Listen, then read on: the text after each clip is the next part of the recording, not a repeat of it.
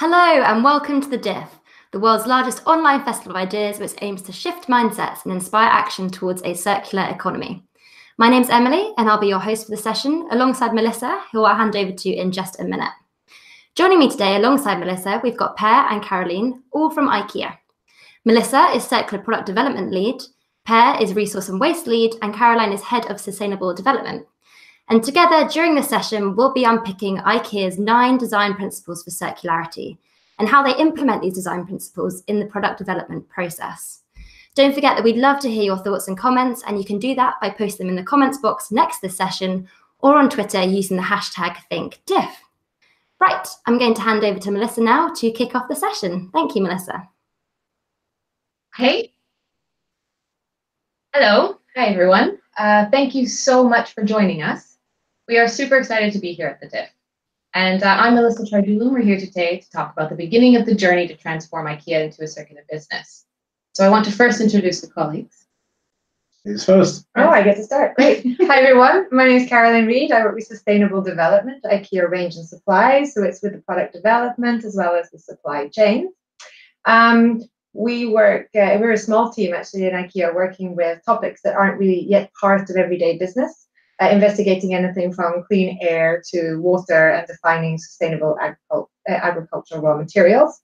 We also support our organization in when it comes to sustainable materials and our movement towards only having recyclable and renewable materials by 2030. Sorry, recycled and renewable materials by 2030. And I personally have been working with also ocean plastic pollution over the last year or so. And part of the outcomes from that has been IKEA announcing we're going to take away single-use plastic from our range at the end of 2019 or 1st of January 2020, which is great. As well as we're investigating how we can start to use ocean-bound plastic, stopping the flow of plastics into our oceans. Per? Yes, I work with our retail part, so all the stores you see as a customer in 30 countries around the world. And my responsibility is to see to it that we are really efficient when it comes to materials, what kind of materials we use for our buildings, for our working clothes and things like that. And I have been part of the circular journey since almost the beginning at IKEA. And now also I'm the contact person with the EMF CE100 for IKEA. Thanks. A little bit about myself. So again, I'm Melissa Chardulum. I lead the circular product development at IKEA of Sweden. I have over 10 years of global commercial experience across Asia, North America, and Europe in sustainability and circular innovation. I studied human-centered design thinking, agile methods, leadership, and product management. I help people and brands incorporate positive, conscious, and sustainable design in their daily life and in business. I was a product developer, and before that wrote and led the largest strategic initiative in customer engagement in sustainable behavior for IKEA globally, also known as Liv Lagom in the UK and Ireland. So, transforming IKEA into a circular business is the biggest challenge that we'll take on. We appreciate all of the work and all of the questions that we haven't even answered yet. We're hoping to learn from you guys, the audience, the members of the DIF, and the other speakers that have been speaking during this festival, and hope that you are inspired by our story so far. So today we'll share the first lessons from this journey, because we believe that if we share good examples, then we can accelerate the movement for a healthier and more sustainable life for the many people that live on our planet. So, some history. I don't know why you asked me to take the history part, but I think it's very important also to understand where we come from as a company. IKEA is founded in the south of Sweden, in one of the poorest, or was one of the poorest regions in Sweden. The reason is quite simple. If you go out in the fields of Småland and try to plow, you will come into a rock and a stone immediately. So people that grow up in this area was really growing up with a small amount of resources. And this is actually really embedded in the DNA of IKEA. And our founder, already 76, wrote some text that is part of our values in IKEA. And there he said, wasting resources is the worst sin ever for humanity. So now you understand why you actually get half a pen when you do the shopping list at IKEA. But this is really something that is in us. So it's a really good fit for IKEA and circular economy. Thanks, Pat.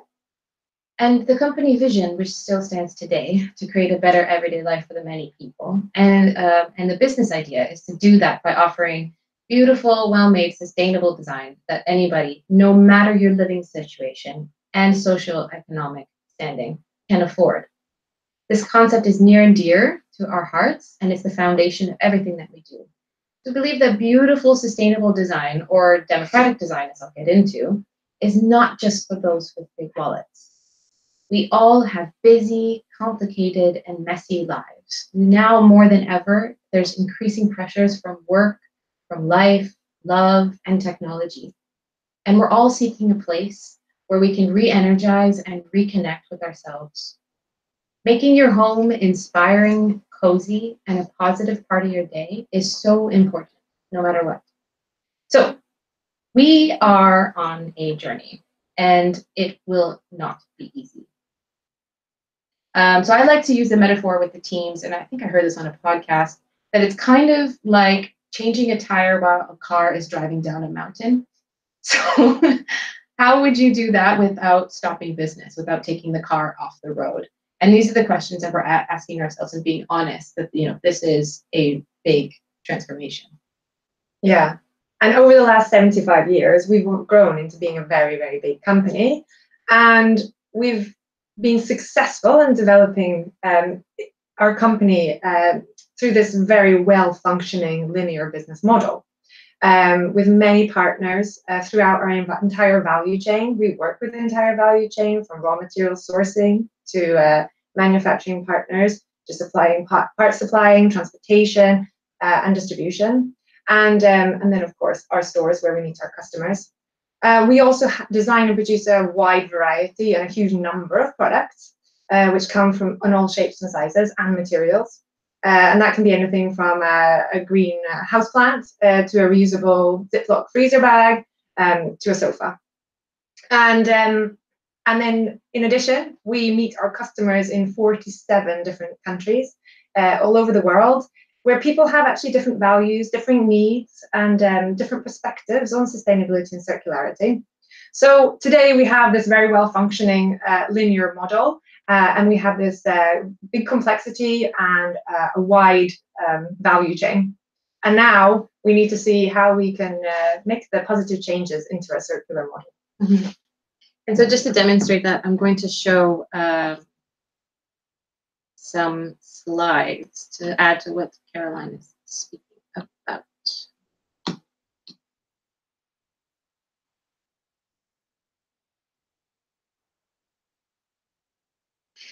So here we have what we've been doing for the last 75 years. And but we know that customers, and rightfully so, want more transparency, are super switched on when it comes to the issues of today. And we are seeing a shift in buying behaviors towards sustainable products and services globally. We know that by 2050, according to Accenture, 80 million tons of raw material will not be at our disposal. So we simply will not be able to consume and make as fast and as often as we like. So for us, the only future is the circular model. And this is just a very simplified version of the Ellen MacArthur butterfly model. And for us, recyclability is a mandatory, and it is the last of the 4 loops. But it's not only about that. The most interesting for us right now are in the first 3 loops. So how can the customer reuse the product by passing it on to another customer, which is what we do today a lot? How can we do maintenance at home in a good way and guide that? How can we refurbish? So we bring that back to the IKEA store or IKEA network or IKEA or a partner in which we could bring that product back to its original state. And then how can we gather enough volume and enough business value to bring that back to a local manufacturer to remanufacture that parts, pieces, components, or entire product into something completely new. And then if it's gone through all of that, then it cannot be used anymore. We want it to be recycled. So when we talk to others, a lot of focusing is on recycling. And we are exploring new business models like renting, leasing, and subscription and services on how to maintain the value in the products before recycling. So meaning that if we don't design for reuse, refurbishment, and remanufacturing, we could be downgrading the values of the materials immediately. And if you know the product development process, that is a tremendous amount of energy, material, and effort that goes in extracting raw materials, bringing that and making that into the right parts that can be made through the design process into a product through manufacturing, getting that sent out to all the distribution centers and stores around the world, and finally entering your home. So this can allow for a business to be more affordable through refurbishment, become climate positive, save energy and raw material, all from reuse and refurbishment. And this can happen close to the customer's home, to your home. It doesn't need to be sent to another country in order for this to be done. And this will help minimize transportation, labor costs, and much more. In fact, we'll promote the use of spare parts to prolong the lives of the things that you love. So in response to that, we've publicly made 4 commitments to help accelerate the transformation. So by 2030, 100% of our products will be circular. And by 2030, all materials used will be renewable or recycled. And we'll focus on new ways for the customers to acquire, care for, and pass on products. And we can only do this if we take the lead and join forces with others, whether it be governments, organizations, other companies, local partnerships, entrepreneurs. Super important. And our approach is that we're a very big company, and it's really easy to stay within the silos that we work in. But in order for this to really happen, we have to work across. And any new project and product is really strong when we work all together. So the approach is that it's now all together. So lots of people work in these 3 areas. And we need to find the interdependencies in their assignments. That's critical for a circular transformation. It's so important that everyone be on board.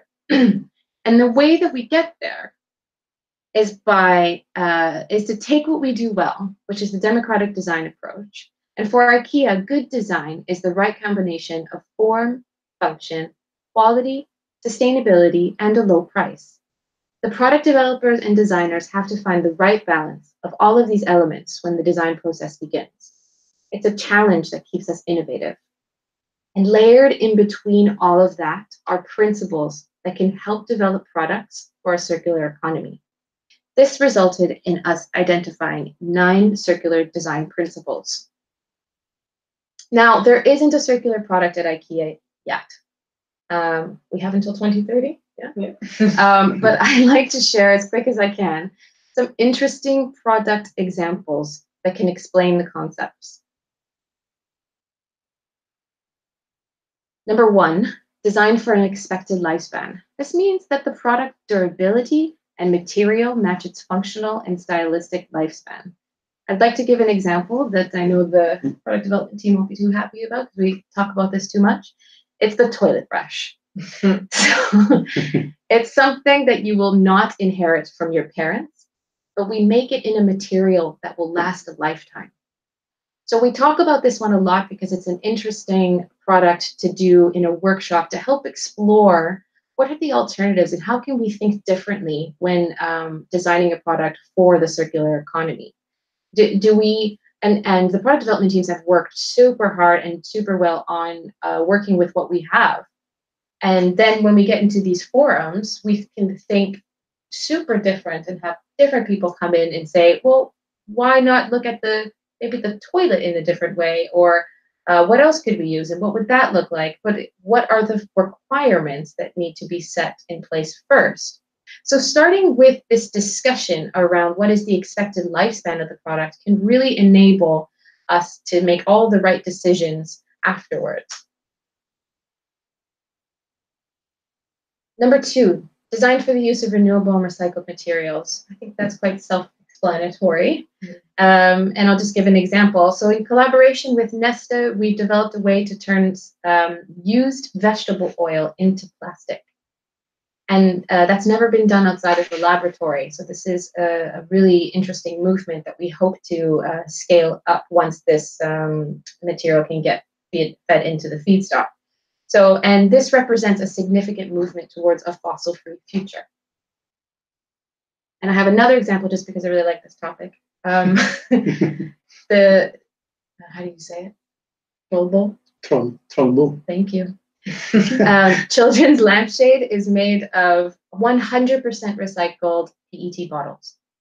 The parts also have no surface treatment, so they're easy to recycle at home on top of that. And the decorations can be moved or removed as your child gets older and as their tastes change, so it becomes a much more simpler lampshade. 3, design for recycling.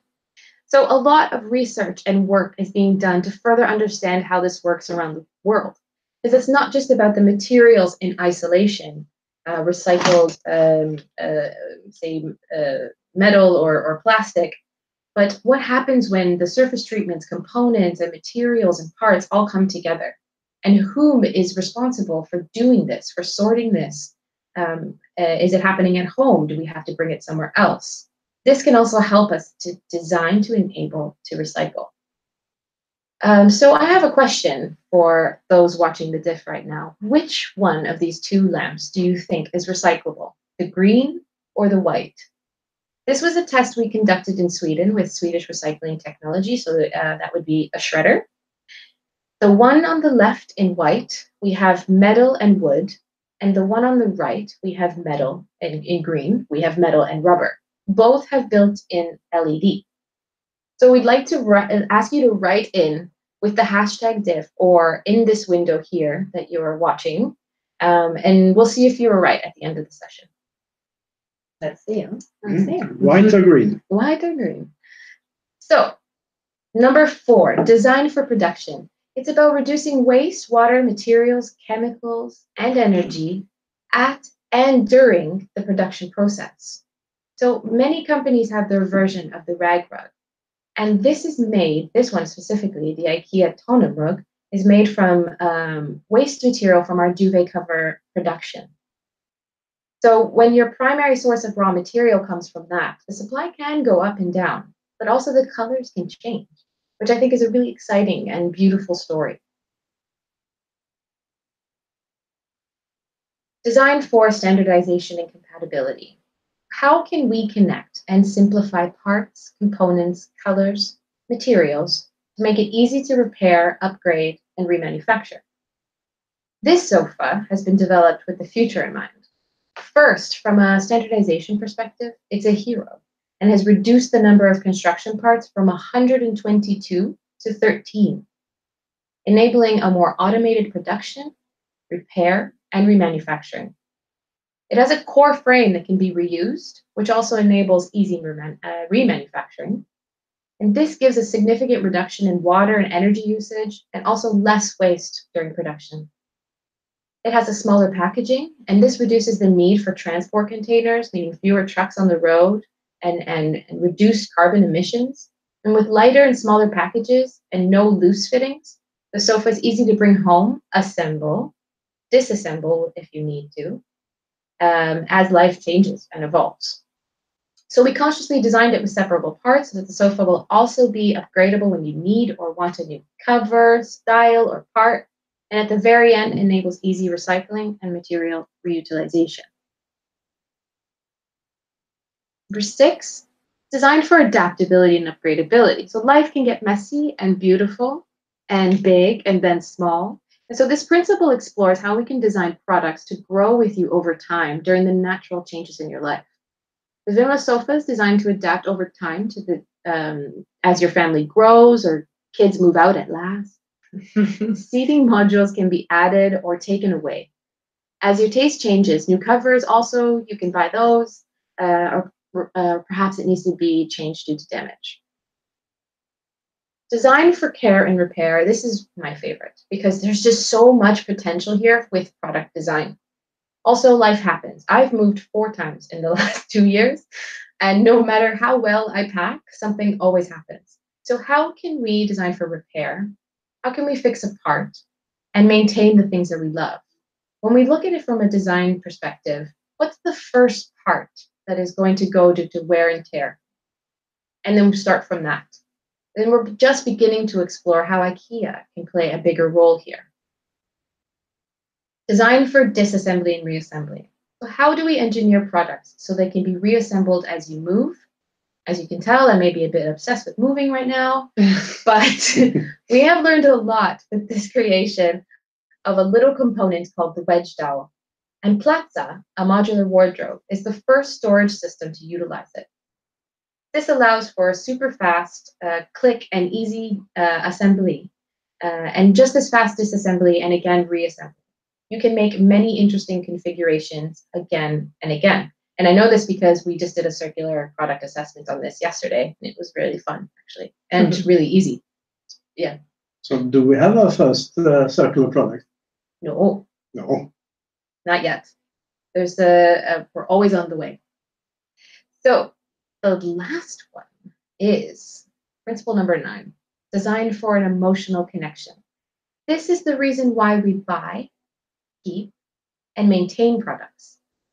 Like I had mentioned before, it takes a lot of effort to make a single product, from a freezer bag to a sofa. And that's why emotional connection is a really important principle. My story of is that I have this necklace, and it's from my grandmother, and it's of a saint called Padre Pio, and it's given to my mother, and I have it, and that thing stays on my neck all the time. And I take that with me. I also have certain products that I've brought to China, to from Canada, to the UK, back here. Then they just keep coming with me wherever I go. And it's because they're functionally perfect for me. They represent who I am in a way. And I find them to be familiar, something that I need to come with me.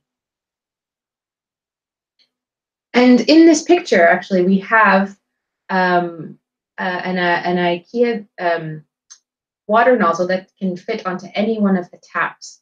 And a lot of our taps actually already feature a pressure compensating aerator that restricts the flow of water, but we always know that we need to do more. So then IKEA came together with the innovation company called Altered and teamed up to make this product, Miston. It's a water nozzle that can help you save more than 90% of water. And if you let the water run for a minute with Miston, when you brush your teeth, you use about 1/4 of a liter, compared to maybe 12 liters with a regular tap. Amazing. So this, as water scarcity becomes a bigger topic, more and more, then this is going to be a very interesting product when that comes out. And this can be fitted on any tap? Yes. Fantastic. Yeah. And I mean, we've had people who've tested it, actually taking showers with the shower version, and it's been pretty good feedback from that. So there's different ways that you can build emotional connection. What I'm trying to say here, if the product touches you in a way where you can see the value either through memories, through the journey, buying, building, living with it, the uniqueness of it, maybe it's a one of a kind, a designer had put a special touch on it, or it has functional, what we call functional sustainability. It helps you save energy, water, waste, cleans the air, and helps you maybe grow your own food. So in the end, we're thinking about the totality of all the pieces that make up a product.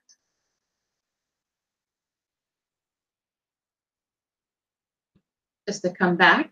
Hello? I'm back. We're back. We're back.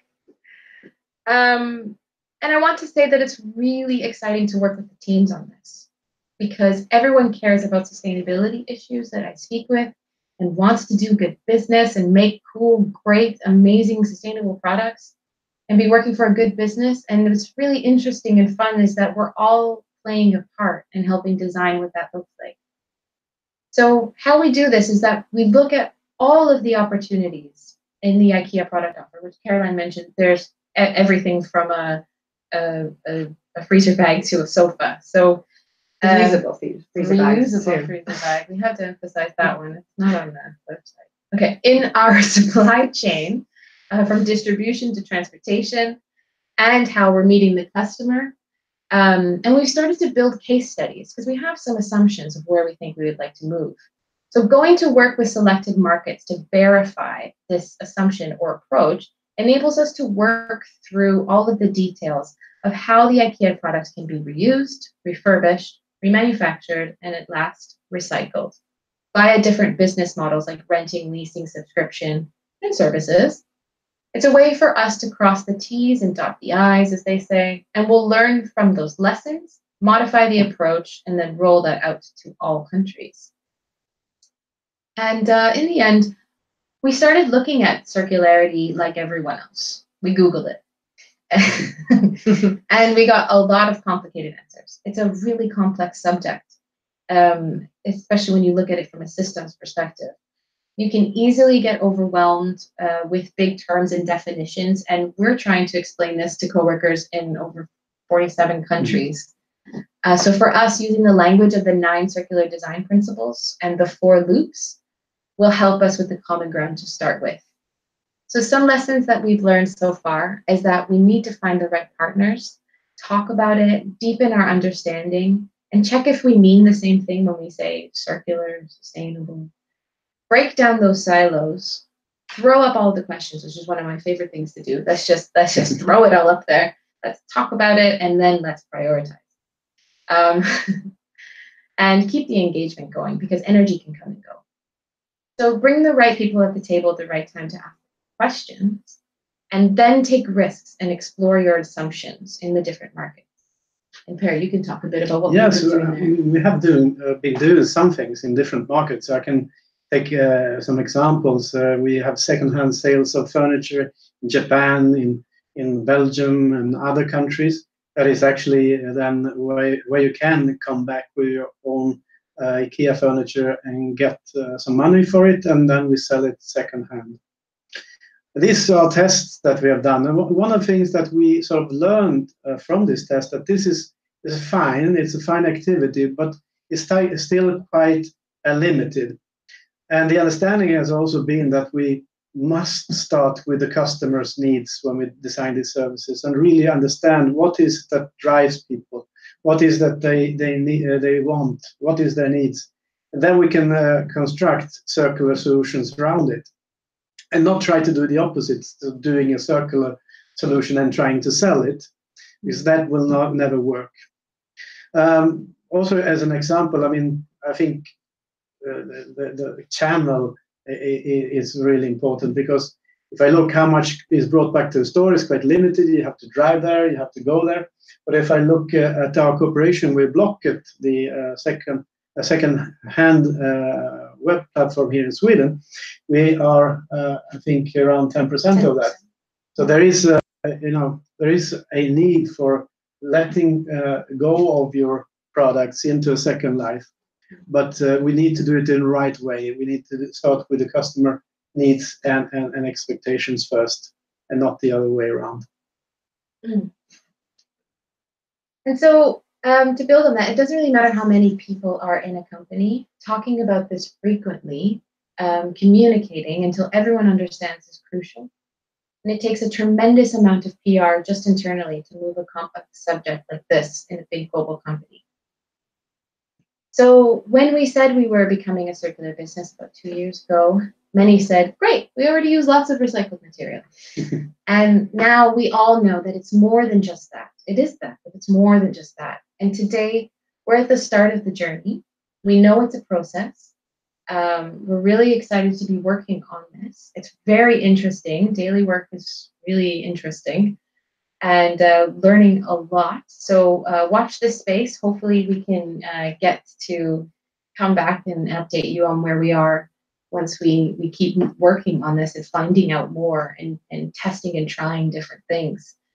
So I have a call to action for the audience, is to look up the 9 circular design principles and test and try one. Use it. Whether you're a CEO, you're a product developer, a designer, an entrepreneur, test and try some of them and get in contact with us. You can find me and let us know how you're going on. Because sharing, talking, and building these conversations is really going to push this movement forward. And then also you may be curious about the recycling question that I had put out there before. So about that, we had the white one that was metal and wood, and we had the green one, which was rubber and metal. And the answer, if you said the green one, you are right. So the reason Green is always right. green is so the reason for that is we're talking about a recycling center that takes back technology, and when you mix renewable materials such as wood in with the mix of material, you could potentially cause sparks and a fire, which is what happened. And also it's kind of a trick question because it's a shredder, right?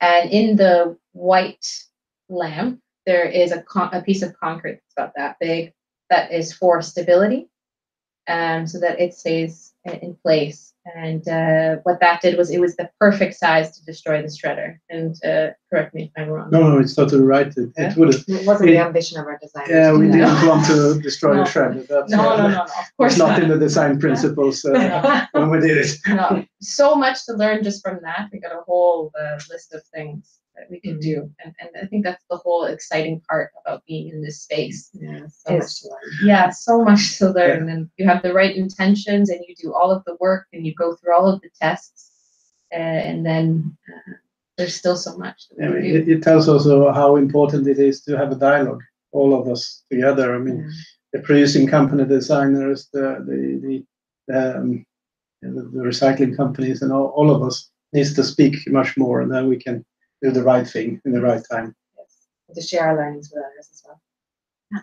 I wonder if there's some exciting questions now. Yeah. So I hand it over back to you, Emily. Thank you. That was a super, super interesting session, and you can just tell how enthusiastic and ambitious you all are. And it's really interesting to hear that by 2030, 100% of your products will be circular. That's awesome. That's great. So we've had loads of questions coming in. I wanted to kick off with saying that I know you guys have said that you haven't got any circular products yet, but if you could take one kind of item from your stockroom at the moment and attack it with all of your design principles, what item would you take, and how would you go about redesigning it to be circular? Oof. Yeah. I always wanted to tackle the toilet brush. Sorry, Christopher. Let's take on the toilet brush. Yeah. No, the one that's almost there is the sofa that I was talking about. It's so close. The thing with the circular product is that it needs to be one that can flow through the loops, and that's the missing part. And you can put as many design principles as you want, but it's that conversation with the customer, the retail organization, and how that all works. What's beneficial, what's the business model. And so I would just layer on those things on top of that product, because it's basically pretty much ready for that. Almost like a software is missing. How we, the business model, and how do we make it or enable it to go through different circles of life. Yeah. Great. And thank you for putting us out of our misery on the lamp question. We had loads of comments coming in saying, I want it to be the green one because it's got less components and materials. And then Jo in the comments box said she really wanted it to be the white one. So there's a really interesting conversation going around that. So another question that we've had actually from Jo, which was earlier on in the session, she wants to know, how has adopting circular economy principles changed IKEA's approach to sustainability? Are they the same thing or different?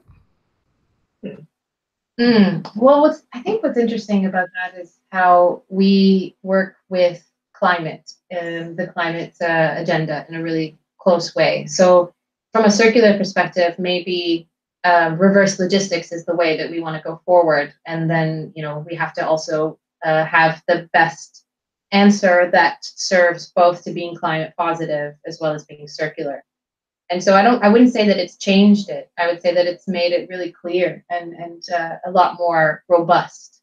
But maybe you have more to add. I mean, I think what's important is that sustainability can be seen maybe as a bit bigger than circularity, and it's really important that we're always aligning between the different initiatives that we have going.